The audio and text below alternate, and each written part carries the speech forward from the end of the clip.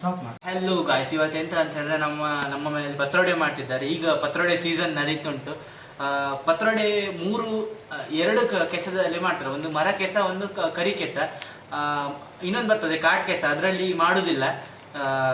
ಇದುಂಟಲ್ಲ, ಇದು ನಿಮಗೆ authentic taste ಬೇಕಂತ ಹೇಳಿದ್ರೆ ನೀವು ಮರ ಕೆಸದಲ್ಲಿ ಟ್ರೈ ಮಾಡಬೇಕು. ಬಟ್ ಈಗ ಇದು ಮರ ಕೆಸ ಎಲ್ಲೆಲ್ಲೂ ಸಿಗುದಿಲ್ಲ, ಅದು ಕಾಡಲ್ಲಿ ಸಿಗುವಂಥದ್ದು ಎಲ್ಲ. ಹಾಗಾಗಿ ಕರಿ ಕೆಸದಲ್ಲೇ ಟ್ರೈ ಮಾಡ್ತಾರೆ.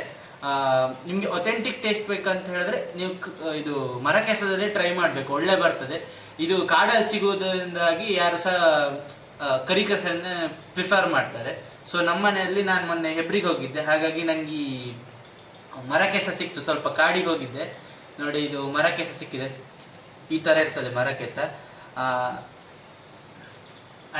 ನೀವು ಟ್ರೈ ಮಾಡಿ ಗೈಸ್, ತುಂಬ ಚೆನ್ನಾಗಿರ್ತದೆ ಪತ್ರೊಡೆ.